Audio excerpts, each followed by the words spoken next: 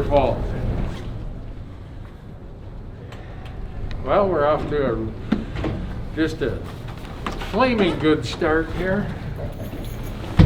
My firearm did not make it at the baggage transfer between Salt Lake and Tucson. So my firearm is sitting in Salt Lake and is going to be here tonight at 10:40 is when the flight gets in, so about 11 o'clock. So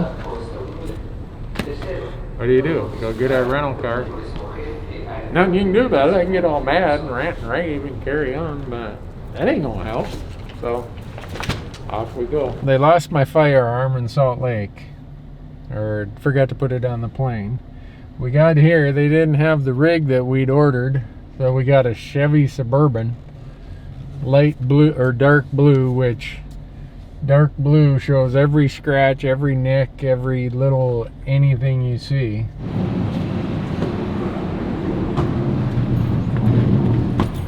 So when TSA closed the gun case, they didn't do the latches. All they did was run the locks through here. So when it showed up, I had a gap about that wide, and the bolt and everything was all slid down to that corner.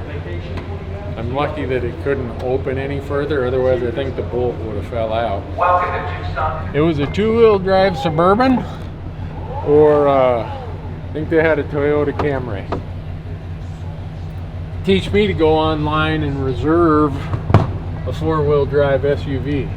You know, when you try to be that organized, it just doesn't work out well.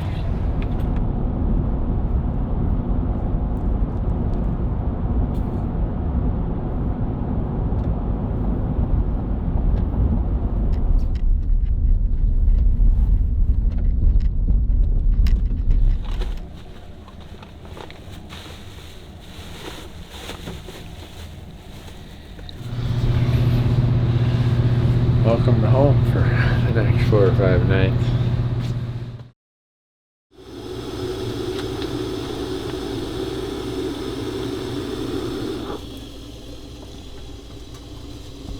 Ordered out. Start with coffee. My buddy Jerry Pritchard would say it doesn't take long to spend the night around here. We got in here a little after midnight. And by the time we got all the stuff organized, it was closer to 1 o'clock. And I set the alarm for 5:15. So, gonna be some naps being taken out there today. Guaranteed. Bagel, coffee, donut. We are set.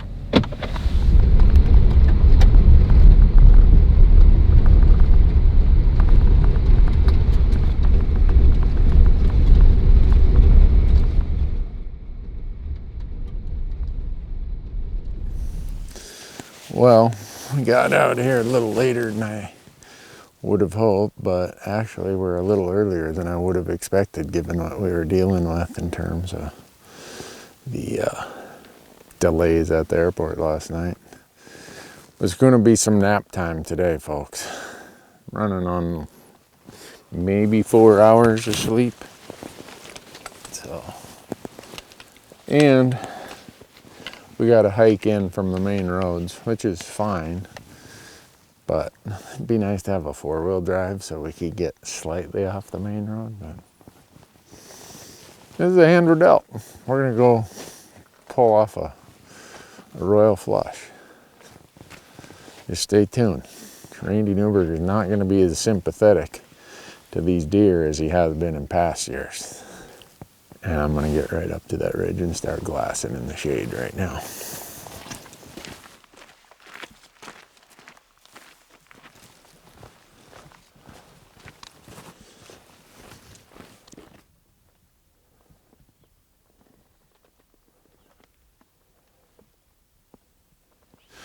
I'm gonna start glassing now before the sun comes all the way up.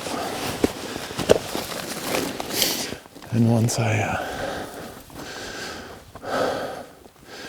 once I think they're bedded, I'm gonna go make a big loop and try to get in a better spot.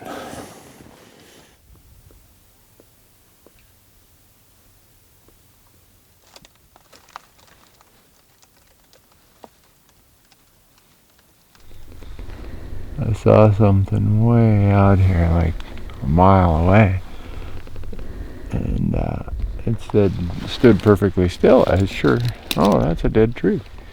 And then it started walking. But it doesn't have any antler.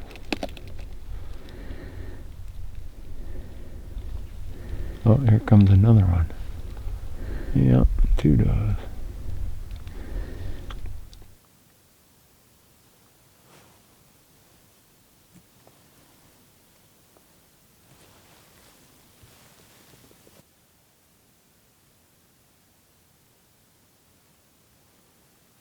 Well, I hate to give up my little piece of shade right here, but the mirage is up now that it's almost 11 o'clock.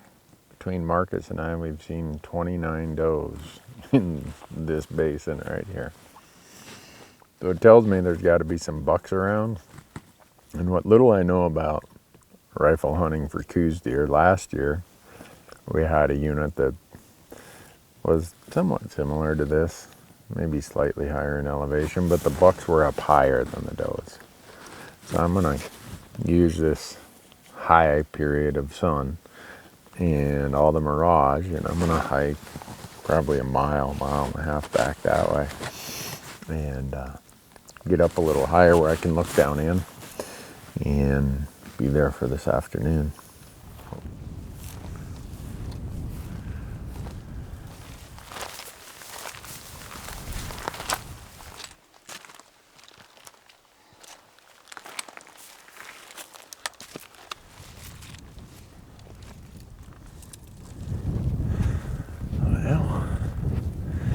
Well, I want to be in a place where we can look over a lot of rugged country. We found it.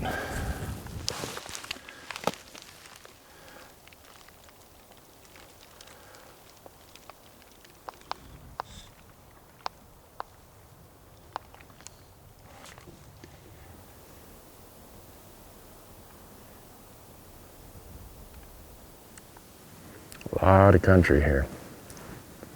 If we saw 29 does just in this little basin, I can't imagine how many deer are out here, because this basin's almost as big as that one. And this one's as big as that one. There's probably 100 deer where I'm looking, or more. And I can't find a buck. Look at that, he's coming right. Oh, there's a bunch of kittens behind it. It's a female with kittens. Look at that. How cool is that? Man.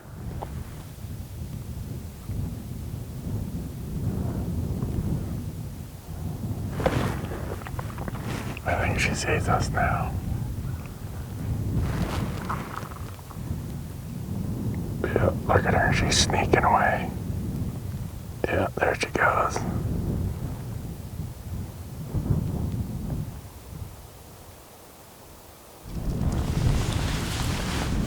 That's as cool as anything I'm gonna see on this trip. Female mountain lion with 2 of her little ones. Marcus saw them right down here at about 100 yards. And they came up the ridge, disappeared in the brush, popped out right here. They just ranged that little bush they popped out at 78 yards. She's just standing there looking. That's a deer hunter there. I'm an amateur compared to that. That is so cool. Man.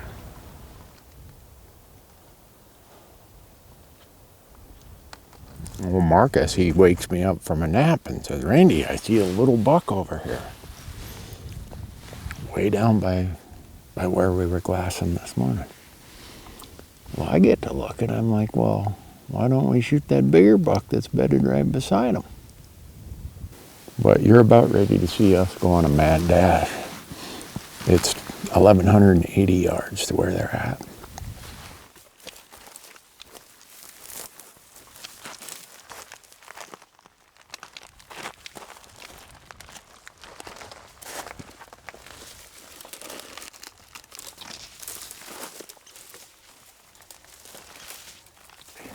in the shade. I was in the sun, he's in the shade. I couldn't quite make out how big his antlers are. Now that we're at 650 yards, I can tell I want to shoot that buck, even with my binoculars.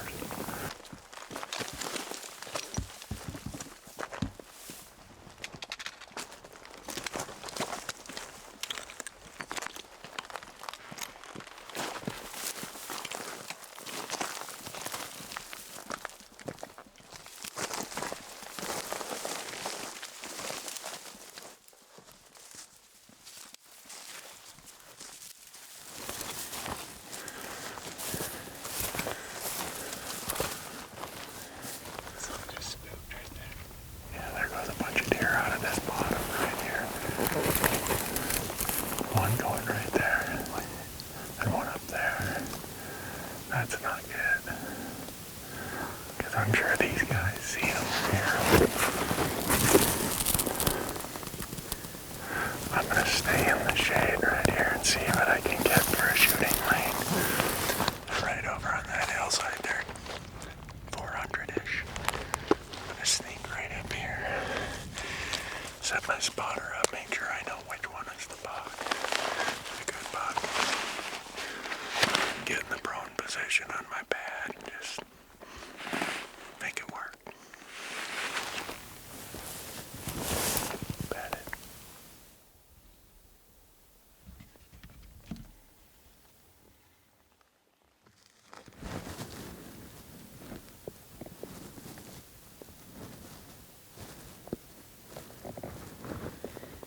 On him, on him.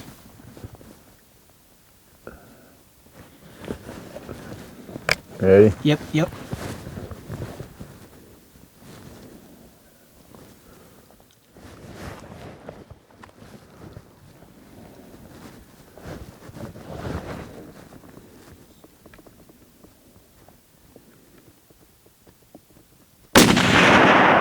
Over him. Over him? Yep. He's down lower. He dropped down another, he's 30 yards closer to us now, 40 yards closer maybe. He's looking behind him.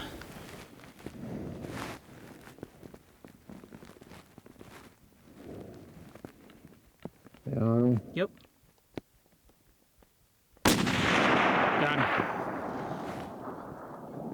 What's that? You hit him. There he fell over. Yeah, or his head's still up, but looks like he's done. How about that, folks? Marcus Hockett, he just spots him up for you. Oh, man. Cool. Nice work. All right, we better get over there. We got about 20 minutes of daylight. Nothing like having him wait forever. He was just gonna see if I'd fall asleep waiting for him.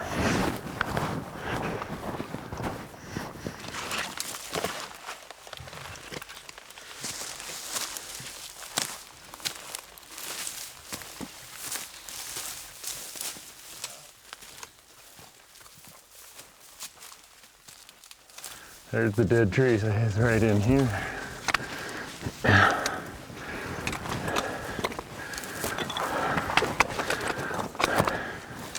he is. Right there? Yep. Nice. Alrighty.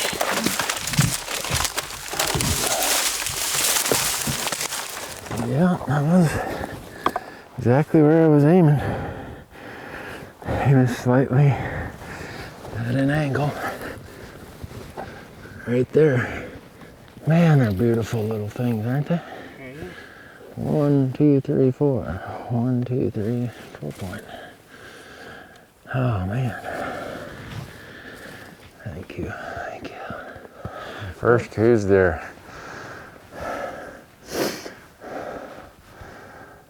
Wow, I mean, I knew they were tiny, but I didn't think they were this small.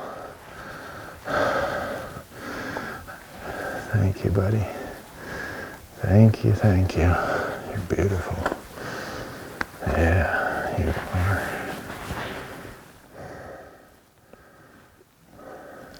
crazy.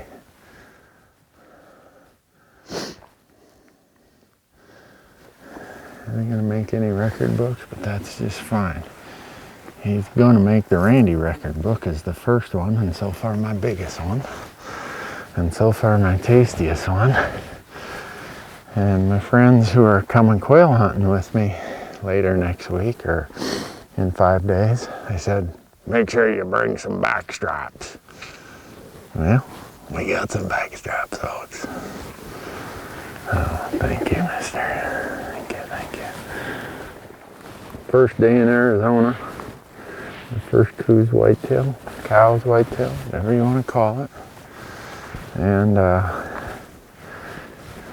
drew this unit that you can pretty much draw every year. And look at these beautiful little things.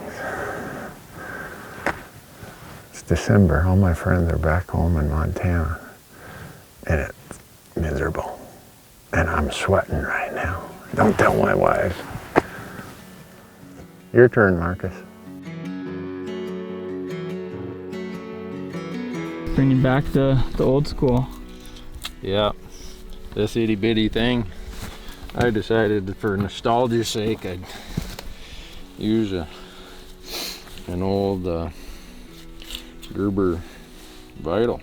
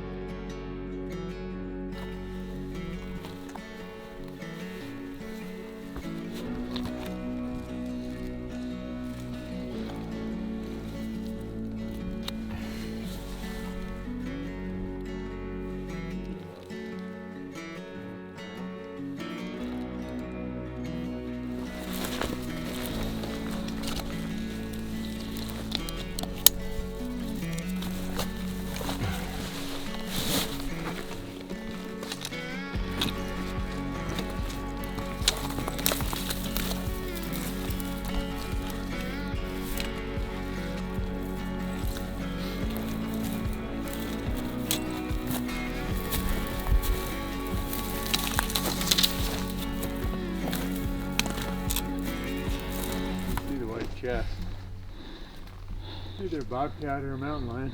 I'm pretty sure it's mountain lions because there's... Did you see the big one yet? Oh, there's a big one. It's behind the rock, yeah. Got some mountain lions right over here, I think. They're gonna run us. They're not backing down. Makes me nervous.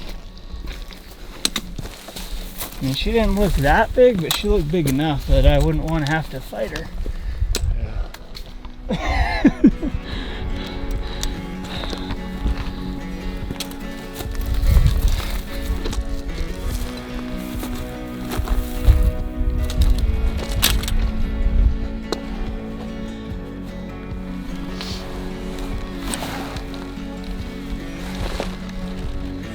We got our deer.